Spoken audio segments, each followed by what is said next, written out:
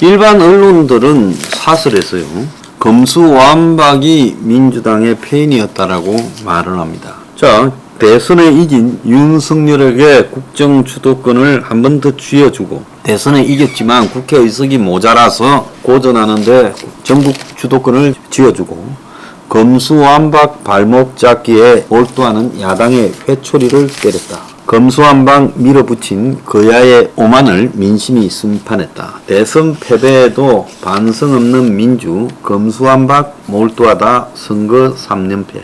자, 그래서 이 검수완박을 대선 패배 이후 새 정권 출범 사이에 밀어붙인 민주당의 형태가 오늘날 거대한 패배를 몰고 왔다라는 비난이 지금 많습니다. 자, 그래서 이 과연 검수완박 때문에 민주당이 졌고 국민이 검수완박에 그렇게 관심이 있느냐? 저는 아니라고 봅니다. 그냥 언론이 핑계로 그렇게 달았다고 봐요. 왜? 민주당이 왜 졌는가에 대해서 뭔가 이야기를 해야 될 건데 그 핑계를 검수완박으로 된 거죠. 검수완박은 민주당만 추진한 게 아니라 사실상 윤석열의 방조하에 국힘당도 동조했다가 여론이 나빠지니까 철회하는 척을 했을 뿐이에요. 그리고 국민들도 솔직히 굉장히 잘못된 거지만 검수완박에 대해서 심판하거나 그걸 굉장히 문제가 심각하다고 이렇게 하는 여론조차 저는 안 형성되어 있다고 봅니다. 결국은요, 양쪽의 진영 대결에서 민주당의 진영 동원 능력은 무너졌고, 왜? 대선 패배로 인한 상실감이 작용하고 있다, 이렇게 봐야 되죠. 그리고 국힘은 대선 승리로 정권을 잡은 데 대한 일종의 프리미엄 효과가 연장되고 있다고 이야기를 하는 게 정확할 거라고 봅니다. 민주당이 검수완박을 안 했으면 이번 선거에 승리했을까요? 김혜영 같은 친구도 지금 민주당에 대선 패배 후 검수완박한 게 지방선거 패인이다, 이렇게 말을 하는데, 그러면 검수완박에 대해서 국민의힘은 한때 동조하고 또 방조 안 했나요? 지금 바로 잡으려고도 안 하잖아요. 그렇기 때문에 검수완박은 핑계다. 솔직히 저는 그렇게 봅니다. 원래 대선에 지고 나면 이 부잣집에 있다가 쫓겨나서 아주 대걸 같은 집에 있다가 이제 월세 사는 기운이 됩니다. 월세 사는 기운이요. 그렇게 되면 전체적으로 솔직히 말하면 힘이 빠지고 먹을 게 있을까 싶어서 주변에 몰려왔던 사람들도 다 흩어지고, 그러면서 기본적으로 이 조직 동원력이 약해지면서 나타난 현상이다, 이렇게 봐야 돼요. 자, 그런데 그래도 뭐 곧바로 정권을 무너뜨리고 되찾아올 희망이 좀 있었다면 괜찮은데, 이재명이가 개항을 해 나가게 되면서 이재명의 출마에 대해서 민주당 내부에서도 말이 안 된다라는 그런 내용들이 굉장히 많이 번졌죠. 그러다 보니까 어떻게 되겠습니까? 결국 이재명이 리더십을 발휘할 환경도 전혀 못 됐고, 오히려 전국의 선대위원장으로서 지원 나가기보다는 자기 지역 선거 이기는데 급급하는 그런 지금 상황이 벌어졌어요. 자, 그래서 이번에 선거에서의 패배 원인은 대선의 후유증이다라고 봐야 되고, 또 이재명의 출마라는 헛발질이 더 크게 작용했다. 민주당이라는 당의 좀 본질을 안 좋게 비춰지게 했다라고 보는 겁니다. 자, 그리고 그럼 앞으로 이제 어떻게 될 거냐? 제가 봤을 때 윤석열이 그간에 당선되고 뭐 용산으로 대통령실을 이전하고, 또 뭐 책임 장관제니 책임 총리제를 말했지만 장관 임명하고 총리 임명하는데 전혀 책임이라는 부분이 적용이 안 됐죠. 윤종원 사태를 보면 한덕수가 국무조정실장 하나 임명할 권한이 없이 솔직히 윤이 권성동을 시켜서 다 컨트롤하고 있다라는 걸 우리가 알 수 있어요. 자, 그리고 이준석은 뭐 상납 관련해서 코가 끼어가지고 지금 열심히 그냥 시키면 시키는 대로 하는 노예처럼 돼버렸고, 또 한편으로 대선 때 역할을 했던 강용석은 그야말로 이제 대선 이후에 토사구팽되는 처지가 되었습니다.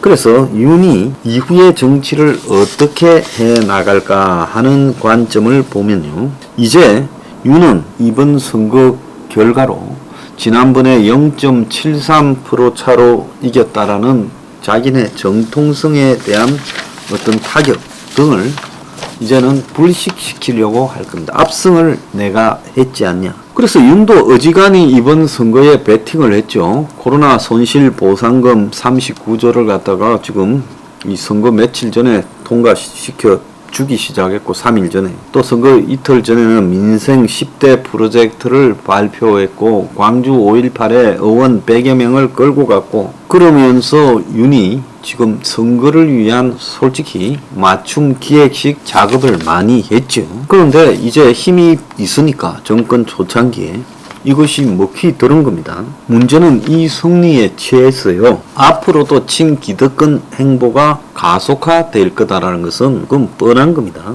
자, 그러면서 이제는 지금부터는 윤이 대통령을 분권적으로 운영하는 행태가 아니라 지금도 그래 안 했지만 말로는 그렇게 할 것처럼 했는데 이제 윤의 그립, 장악력이 매우 강화되고 또 그렇게 하기 위해서 한동훈이 법무부 장관 앉혀놓은 효과가 드러날 거예요.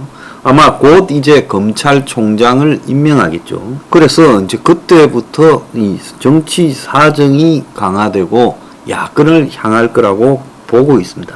그리고 중요한 거는 지금부터 2024년 4월 총선까지 선거가 없어요. 그러니까 이 다음 총선까지 22개월간 선거가 없어서 윤은 자기의 임기 2007년 5월 전에 선거 딱 2번만 남았어요. 2024년 총선, 그건 22개월 뒤죠. 또 2026년 지방선거, 이 2개만 있어요. 그럼 2025년도 선거가 없습니다. 그러니까 윤은 사실상 2026년 선거는 임기 말이고 2024년 총선만 넘어가면 그야말로 이 태평성대일 거다라고 보는 겁니다.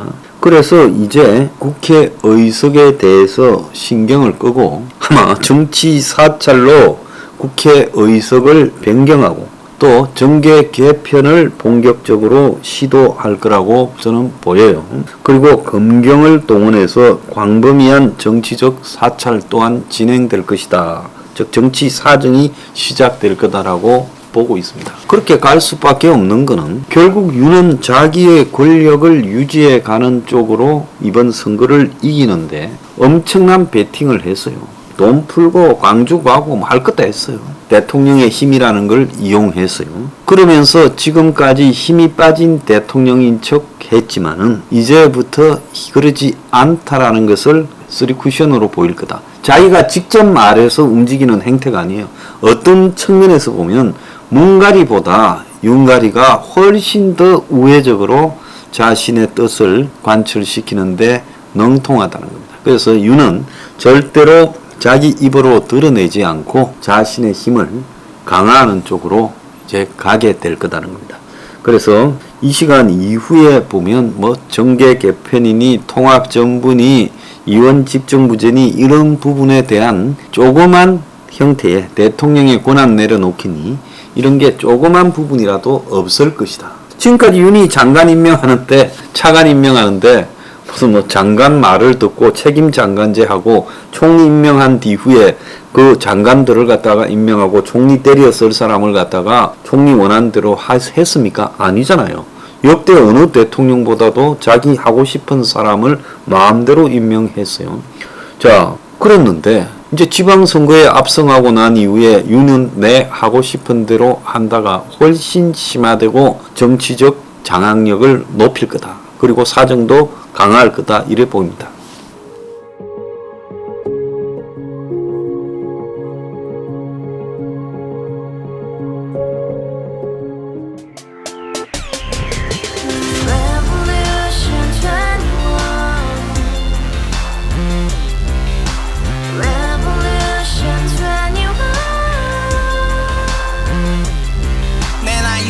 월세 30 코인빚만 300 서울에 온 지 벌써 10년 아둥바둥 버텼지만 여전히 난 반지 하에 제왕 곰팡이 연문제약 내비랭 깡통망통 완전히 폭망 90원 창문만큼 작아진 내 꿈 연애 결혼 내 집 모든 게 헛꿈 1년 전 떠난 여친 울며 말했지 같이 살자 평생 가본 게 꼭꼭꼭하지 Revolution 21 가바후스 700 나도 소유주 Revolution 21 가바후스 700 나의 소주 택시기사 우라부지 마트 캐셔 울어무니 우리 집안 다 털어봤자 후줄 그래 개선민 내 미래 거기서 팍 끝난 거지 팍더 이상 노력 따윈 괴물이 스펙 찾아서 말리 비 오는 날 알바 잘려 맨날 학원 날 개쳐 발려 밤비 내리는 양화대교 홀로 걷고 있을 때 현수막에 아로 새겨진 평당 700짜리 아파트 다 같이 소리 질러 혁명 21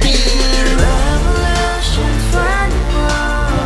21 가바후스 700 나도 소유주 Revolution 21 가바후스 700 나의 소주 You and I, we live together in the house Brand new day, and your dream had just begun Revolution 21, only hope and happiness 너의 곁에 내가 영원히 지금까지 정치인들 입만 열면 찝찝찝 개소리 멍멍멍 쳤다 하면 뻥 잘난 부모 만나 잘난 학교